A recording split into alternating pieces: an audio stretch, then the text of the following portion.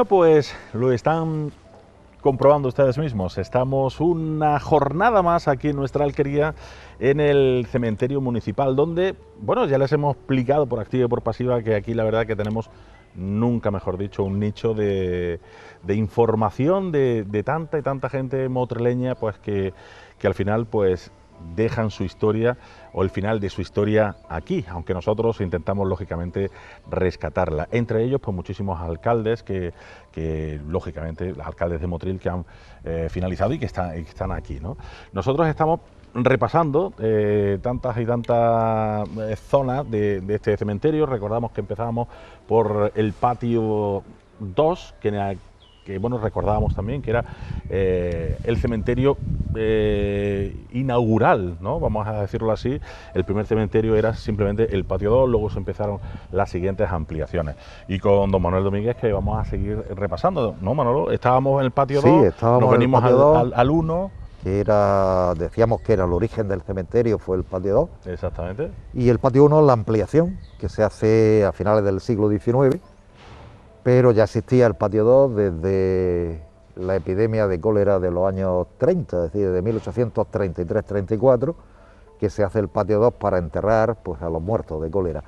Todavía en esa época se seguía utilizando lógicamente el cementerio del Carmen, hasta que cuando se termina este cementerio ya se cierra el cementerio del Carmen y empieza a usarse este como cementerio. Lógicamente parece que este primer cementerio debió ser muy pequeño porque tenía 4 marjales, los 4 marjales originales, es decir, los 2.500 metros cuadrados, 2.000 metros cuadrados que tenía el cementerio, por eso se le decía los 4 marjales, en plan medio de bromas en Motril. Pero es que curiosamente medía eso en la viña Cazorla, esto era una viña de la familia Jiménez Cazorla, y aquí se hizo ese cementerio y después se amplía con este que hoy conocemos como primer patio, pero en realidad fue el segundo patio. Y un poco pues se le quiere dar un poco de prestancia al cementerio. Estamos hablando del siglo XIX, de la segunda mitad del siglo XIX, cuando los cementerios empiezan a tener cierto valor, no solo desde el punto de vista de su uso tradicional, sino también darle un valor, realce, ¿no? El realce, un valor estético al cementerio, y por eso se hace este segundo patio, en vez de tradicionalmente cuatro muros y enterramientos en el suelo, pues aquí se empiezan a plantear ya pues los mausoleos, y se hace este patio incluso con una capilla que no debía tener, o si debió tener alguna capilla, debió ser una capilla prácticamente pequeñísima y tal, y ya se hace una capilla. Y este patio costó también su tiempo en hacerlo. Contábamos también que se hizo la obra con los presos condenados a trabajo forzado, que estaban en la carretera, construyendo la carretera de Motril-Granada, y se hace con esos presos, y fue un proceso bastante largo. Además, como la ley permitía, en esos años permitía que se pudiera vender como acciones, de alguna manera, por anticipado, el tema de la construcción, se vendió así a las familias más importantes de Motril de aquella época, pues los nichos y los mausoleos, y con ese dinero es como se pudo construir para posteriori, es decir, primero recaudaron, primero hicieron la venta, y a posteriori construyeron el cementerio, porque seguramente el ayuntamiento no tendría dinero suficiente como para construir esto. Aún así, bueno, un cementerio sencillo. Sí, es muy sencillo, muy austero, es decir, estamos hablando ¿no? de la época, estamos un poco en la época del romanticismo, los cementerios como lugares románticos, y bueno, pues de Motril tampoco se hizo con gran prestancia, pues seguramente tampoco habría demasiado dinero, no se puede comparar, por ejemplo, con cementerios de gran valor histórico, artístico, puede ser Granada, el cementerio de San José en Granada, y donde pues evidentemente la prestancia, la pomposidad, pero es un cementerio sencillo, está bien construido, no está mal construido, el diseño es muy simple, una planta rectangular, con nichos en las paredes, con 4 esquinas dedicadas en principio a osarios y a enterramientos de niños, aunque después alguna se modificó para capilla de los Díaz Moreu, de la familia de Díaz Moreu, y osarios en las esquinas, y la parte central se divide en 4 partes que se dedica pues, a enterramiento en tierra mediante mausoleo. El diseño es muy simple, ¿no? Muy austero, muy simple, más cuando casi todo se piensa en la construcción de 500 nichos, 500 y pico nichos que tiene este primer patio, 558 creo que era la cifra, que originar para dedicarlo fundamentalmente a entierros nichos, ¿no? Es decir, el espacio para mausoleo es muy pequeño. Es verdad que para mausoleo también se adaptó el segundo patio, el patio original, pero en términos generales se había pensado en este. Hay planos del cementerio, están los planos del cementerio, están los planos de la capilla, se conservan todas las obras, todos los planos de la obra en el archivo municipal, y se puede seguir un poco la historia del cementerio, pues basado en esa serie de documentos que tenemos. Y para nosotros también, pues es un yacimiento de información, claro, lugar de personalidad. Lugar de memoria. Es verdad que es prácticamente imposible contar la historia de todos los personajes que hay aquí, que hay muchísimos, bueno, algunos de la historia de Motril, pero bueno, algunos citaremos, porque si no es imposible, ¿no? Porque evidentemente nos llevaría años a hablar de cada uno de los personajes, porque además hay personajes que tuvieron una gran relevancia en la historia local, cualquiera de ellos, desde cronistas militares, alcaldes, concejales, médicos, grandes propietarios, banqueros, terratenientes. Tenemos aquí toda la historia de Motril, sobre todo el siglo XIX, y al final que se han quedado aquí de la segunda mitad del siglo XIX hasta la actualidad, ¿no? Es decir que incluso, entre comillas, gente de aristocracia, marqueses, políticos, sí. el alcalde madrileño, es decir, que esto es historia pura de la memoria de la ciudad. Yo, aparte, la necesidad de espacio ha hecho que muchos de los nichos se hayan reutilizado, ¿no? Es decir, quizás eso ha hecho perder un poco la memoria de este cementerio, pero bueno, todavía se conserva una parte importante de la memoria de la ciudad. Esto de los cementerios nuevos, ¿no? Yo diría que en los últimos años es cuando la historia también se ha dedicado un poco al estudio de los cementerios. Es decir, antes estas cosas no se estudiaban, pero desde los años 90 aproximadamente muchos historiadores empezaron a estudiar los cementerios. Era algo tan sagrado como que no querían tocarlo. No querían tocar, ¿no? Pero ya cualquier pueblo que tenga un poco de historia tiene su historia del cementerio, ¿no? Porque el cementerio es un lugar de memoria, un lugar de recuerdo, donde hay un patrimonio inmaterial que no es solamente el edificio, sino que hay un patrimonio inmemorial de la memoria. Es decir, cualquiera pasa y ve un nicho, los que hemos recorrido papeles antiguos o hemos vivido unos cuantos años ya y pasa por un nicho y dice, oh, este fue director de la Escuela de Arte y Oficio, este fue concejal del ayuntamiento, este fue alcalde de Motril, participó en la guerra de no sé cuánto, este en Cuba, este tal, Marruecos, es decir, evidentemente, sobre todo porque los que nos dedicamos a la historia de Motril tienen muchos recuerdos de haber visto en documentos antiguos los nombres, y los nombres te suenan, ¿no?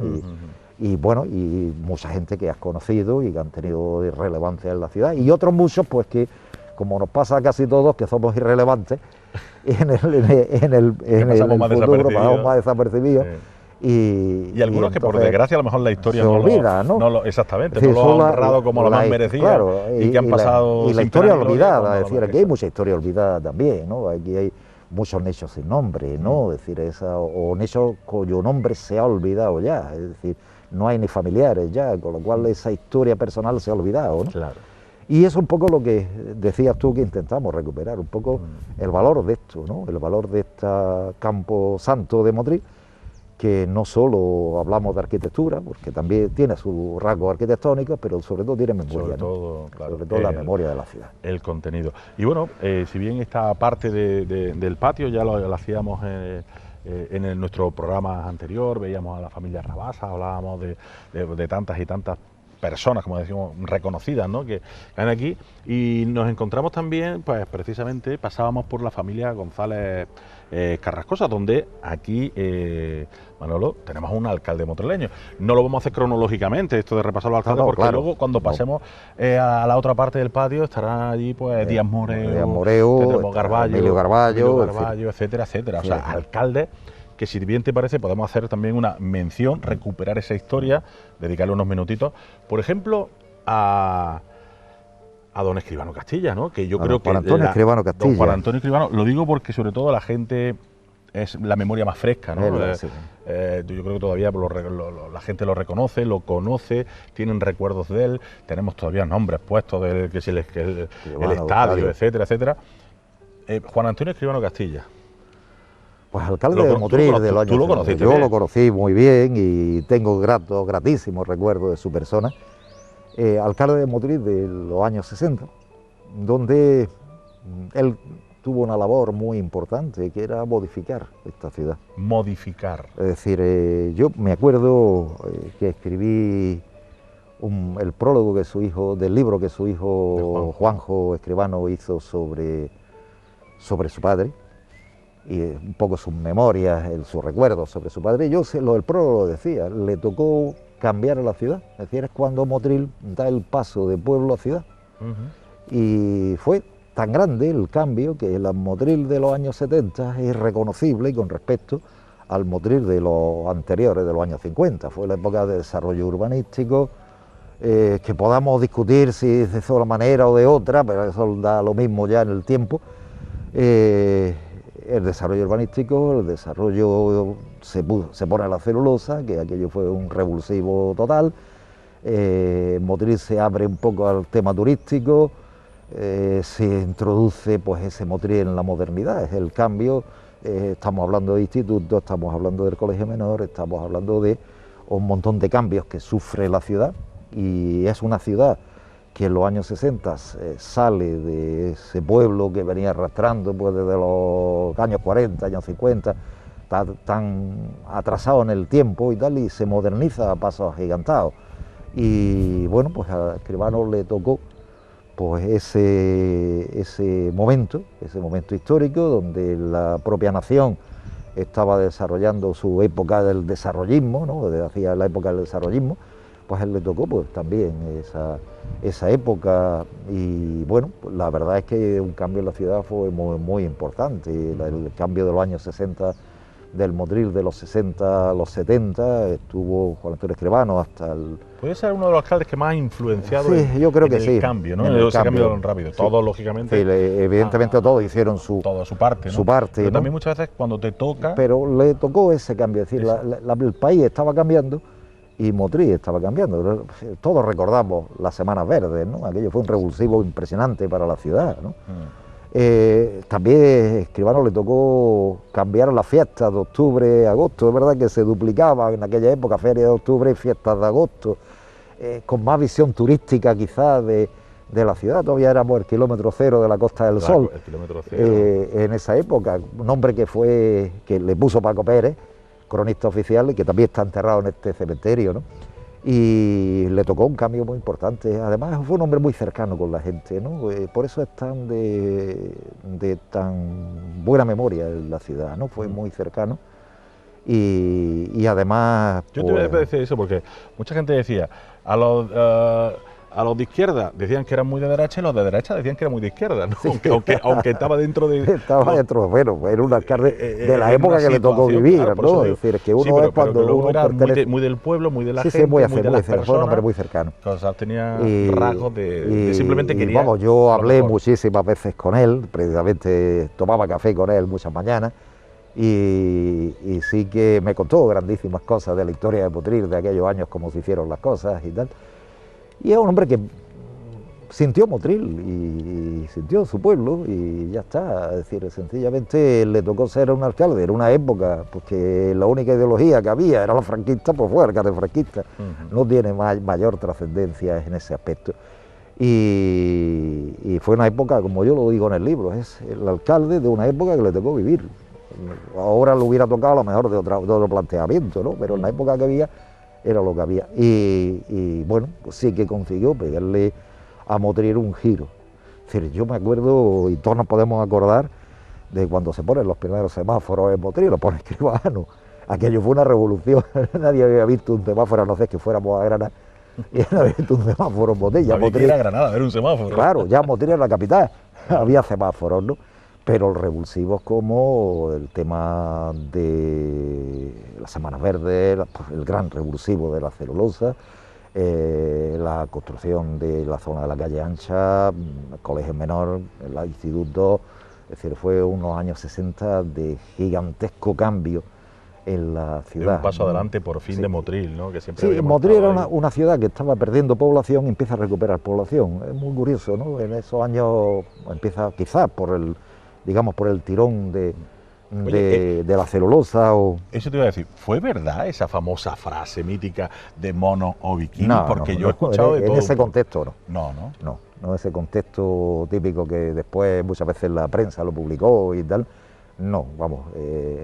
Eso sirvió un poco como reclamo, sí, pero se intentaba todo, se intentaba con turismo y se intentaba industria, ¿no? Aquí había que pelear por todo.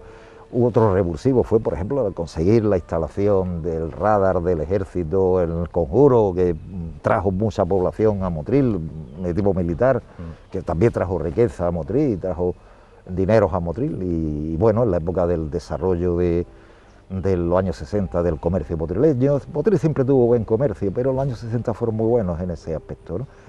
Y la época donde se asfaltan calles, se iluminan calles, es decir, también obras públicas. De la playa, los árboles... No, eso eran anteriores. Eso fue un poquito años anteriores. La celulosa, porque yo creo que la gente lo reconocen. Sí. Escribano, celulosa. Sí, es la época en que se hizo... Su mayor logro, sí, en la época que se hizo celulosa. Celulosa fue un auténtico revulsivo de la economía. Una fábrica de ese calibre a Motril. Motril estaba dedicado fundamentalmente al tema de la caña de azúcar y poco más. Y las fábricas azucareras, que ya quedaban pocas, el Pilar y alguna otra más, de Cienfuegos y tal, unas pocas fábricas.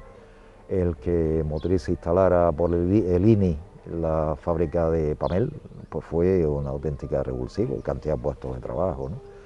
Eso influyó muchísimo y también le pilló la época del boom de la construcción, ¿no? Es decir, que también fue unos años de una construcción muy intensa en la ciudad. Es verdad que la ciudad pierde en los años 60, pues, y ya continúa 70 y 80, pierde pues prácticamente la visión del Motril del principio del siglo XX, que se había mantenido intacto. Motril es que había crecido poquísimo, pues había incluso durante la primera parte del siglo XX había sufrido pérdida de población, ¿no?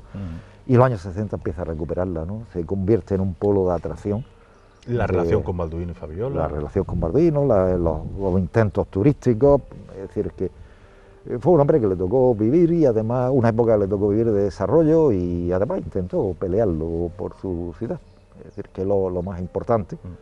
Y lo importante que yo creo que es cuando nos pasará a todos, o que querremos todos cuando nos encontremos por aquí, que se nos recuerde con cariño, ¿no? Sí, claro. Sea de un lado, de otro, de tal, pero al final se nos recuerda, yo creo que a Juan Antonio Escribano Castilla, con muchísimo cariño, ¿no? Se le recuerda con hombre, por eso era un hombre cercano, ¿no? Y además es que como yo digo, es que fue un año, los que lo vivimos lo notamos, ¿no? Es decir, como Motril cambió.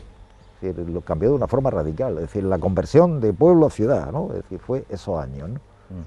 Y bueno, pues un alcalde y la corporación y sus corporaciones pues intervenieron. Que supo tener la visión y la mano izquierda y derecha, ¿no? Derecha, sí. O sea, la mano izquierda y derecha para llevar a unos y a otros, ¿no? Porque al final había que llevarlos a todos, ¿no? A todos. A los suyos y a los que no eran suyos.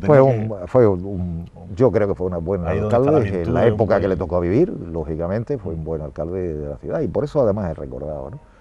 Yo siempre lo recuerdo de niño me acuerdo perfectamente, cuando el asfaltado y la iluminación del camino a las Cañas, yo lo recuerdo visitando la obra y lo recuerdo pues perfectamente, ¿no? Estaba siempre muy preocupado que hay que arreglar Motril, que hay que intentar, pues que hay pocas luces, hay pocas, y evidentemente era una ciudad que estaba muy atrasada, ¿no? Y bueno, pues fue esa época y Juan Antonio Escribano Castilla fue el protagonista el gran protagonista, porque es verdad que luego con el tiempo todo nos parece muy fácil. Bueno, sí, parece que vienen las cosas solas, pero hay tenemos la memoria corta, ¿no? Claro, y hay que tener la visión en ese momento de saber hacer las cosas, tender manos al lado y lado y saber encauzarlo todo, ¿no? Después vinieron los otros alcaldes que también trabajaron mucho, antes otros alcaldes, quizás las condiciones de los 60 fueron distintas a los alcaldes de los años 50, de los años 40, que fueron muy duros en Motril, muy complicados, pero a Escribano le tocó la época del desarrollismo en España y supo aprovecharla para ver que meterse tarea para su pueblo, y ya está. Que yo no era alcalde, yo había sido ya en 2 etapas concejal, en la segunda etapa con don Enrique Montero, que en paz descanse. Y con don Enrique Montero yo sabía ya mucho de las penurias municipales. Era un hombre que hacía de las pesetas, hacía duro. Es decir, pagó una cantidad de deudas que tenía el municipio. Entonces yo sabía todas esas penurias porque había estado conviviendo y viviendo con él. Y como sabía lo que daba de sí en el aspecto económico mi ayuntamiento, pues se me presentó la oportunidad de decirle al gobernador, aprovechando que iba a haber una legislatura, digo, yo acepto la alcaldía a condición de que se me nombre procurador en Cortes, representante de los municipios de la provincia, que luego fue reelegido por segunda vez y por tercera, pero ya por el tercio familiar.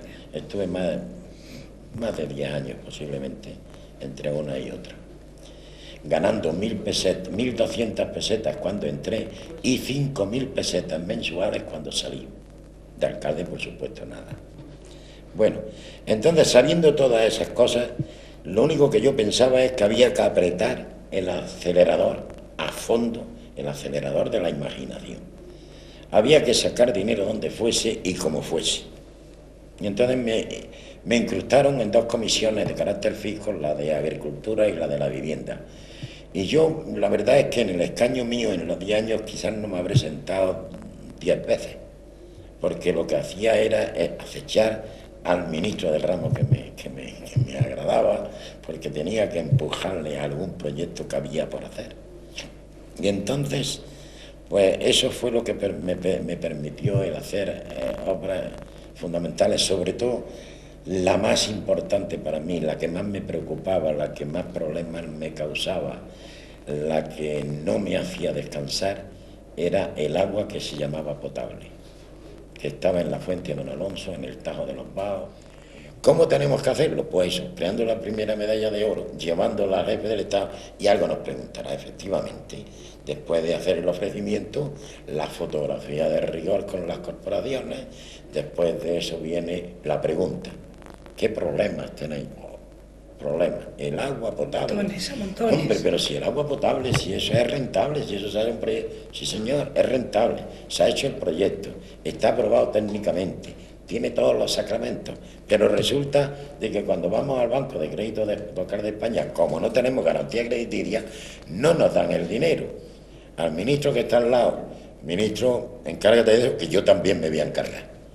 Y aquella misma noche, a las 2 de la mañana, don José Fariña, director del Banco de Crédito Local de España, me llama por teléfono, yo estaba tan tranquilamente durmiendo en el hotel, y me dice, oiga usted que sea la última vez que usted le dice al jefe del Estado que yo no le doy dinero más que a los ricos.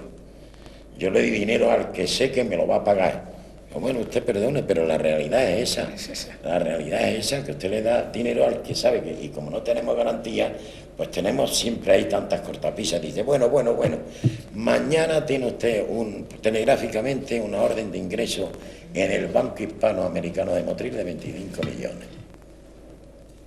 Pues desde aquí un enorme besazo a toda la familia y a todos los González Carrascosa, porque hay que recordar que al final eran familias muy unidas y están... Bueno, pues están todos aquí, precisamente en este mausoleo.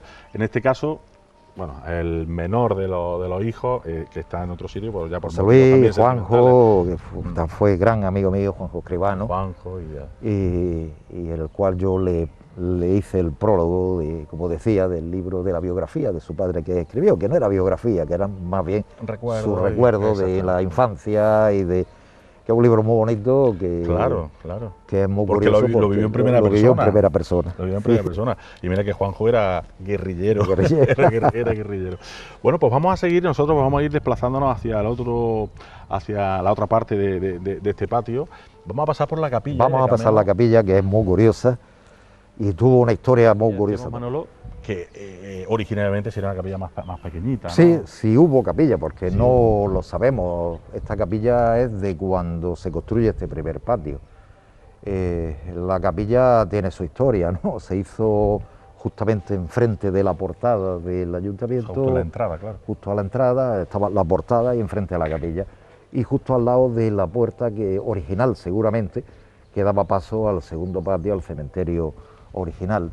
La capilla se hace, el proyecto original es de José Díaz de Losada, que es el mismo arquitecto que hace el ayuntamiento, perdón, que hace el primer patio del ayuntamiento, el primer patio que estamos ahora mismo.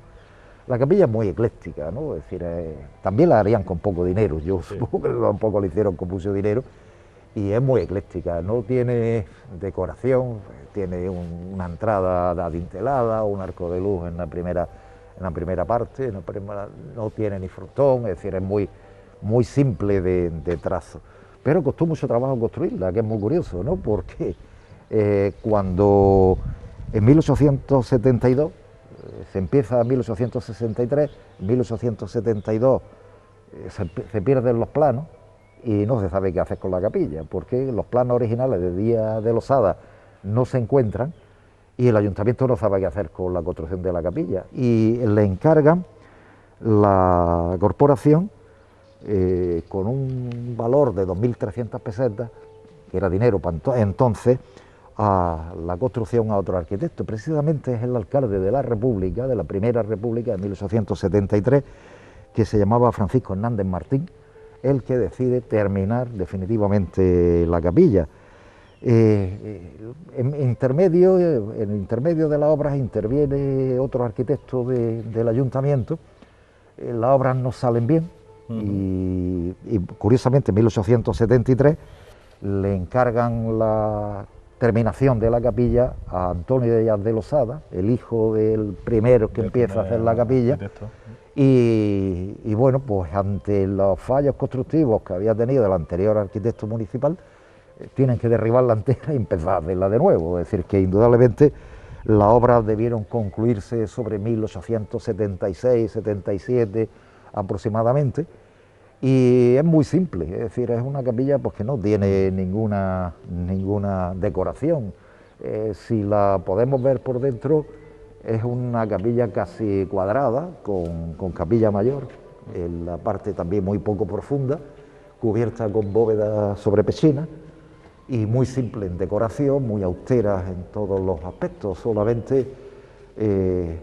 solamente la parte del fondo, el sitio donde debió estar, se coloca el altar, y la parte del retablo, que no sabemos si este es el original, o fue algún cambio, pero indudablemente la capilla es muy ecléctica. Es una bóveda sobre una planta cuadrada y poco más, sobre pechinas y poco más. No tiene, y un pequeño arco toral que da paso a una capilla mayor muy poco profunda, con 2 gradas para subir y ya está, es decir, la simetría absoluta, austeridad absoluta, línea recta, efecto de los arcos y poco más, ¿no? Es decir, no hay realmente un desarrollo arquitectónico, y muy limpia de decoración, todo paredes blanqueadas, algunas cornisas en las pilastras, era una cornisa, pero una cornisa muy mordurada, pero muy simple también, ¿no? Y poco más, ¿no? La capilla no tiene, a pesar de esto, para construir esto tardaron 10 o 12 años, ¿no? Es decir, que fue complicado hacer esta capilla, ¿no? Cuesta entender, ¿no? De que ha sido una cosa tan sencilla y que tuviera incluso sus fallos, tuvieran que hacerla de nuevo. Retirarla, hacerla de nuevo, es decir, que fue una capilla complicada de hacer, aunque el espacio es muy pequeño, ¿no? Porque aquí, curiosamente, no está pensada. Otras capillas de cementerio están pensadas para que la misa de entierro se haga en la capilla del cementerio, y aquí no está pensada para eso, porque aquí no hay espacio ni para poner un ataúd, ¿no? Es decir, que evidentemente, pues bueno, hay un poco más, se puede hacer, y de hecho se hace algunas veces, pero poco más, no hay realmente una iglesia con prestancia, como se hacen en Motril las cosas, como un poco prestancia a todo, o como se hicieron, ¿no? Es decir, como un poco prestancia a todo, porque todo muy austero, en Motril todo muy austero. Recordemos que estas mismas líneas las tenemos en el Teatro Calderón, en la fachada del Teatro Calderón, que es la forma de construir de los Díaz de Losada, ¿no? Y curiosamente las formas son las mismas, es decir, si contemplamos la entrada del cementerio nos recuerda el modelo de la fachada del Calderón. Ese es el modelo tradicional de los Díaz de Losada, ¿no? se hace con poco dinero, supongo, da la impresión de que se hace con muy poco dinero, se hace con dificultades. Y eso da pues que la capilla sea pues, una capilla muy pequeñita, muy austera. Sencillita. Sencilla pero necesaria. Sí, necesaria, necesaria con sus sacristías en la parte lateral izquierdo de la capilla, pero con muy poca decoración exterior, ¿no? Es decir, nada, prácticamente ni siquiera se enmarca la puerta como hacen muchas veces. Muchas veces las puertas se enmarcan con pilastras o cualquier elemento de decoración, pero aquí no, aquí está todo muy limpio. Todo sencillo. Sí, un arco de luz en la parte superior y poco más. Y poco más. Bueno, pues nos queda esta parte del patio 1, que si te parece lo vamos a dejar para la semana que viene. Y es que, como bien están viendo ustedes, nuestra visita en la alquería aquí a nuestro Campo Santo estira para muchísimos programas, porque no se trata solo de arquitectónicamente comprobar bueno, pues cuándo, las fechas, etcétera, ni los modelos, como digo, arquitectónicos de nuestro Campo Santo, sino también de recordar la historia precisamente de las personas que moran aquí con nosotros. Hemos estado recordando nada más y nada menos que al señor Escribano Castilla, ¿no?, alcalde de nuestro municipio, y lo hemos recordado con muchísimo cariño, pero yo estoy seguro que la semana que viene, en este mismo programa de la alquería, en esta zona también de este patio vamos a encontrar, como decíamos, a Emilio Garballo, a Díaz Moreu, etcétera, etcétera, algunos alcaldes también y otras personalidades que seguro que vamos a recordar con todos ustedes. Como digo, aquí en la alquería la semana que viene, así que no nos falten. Adiós.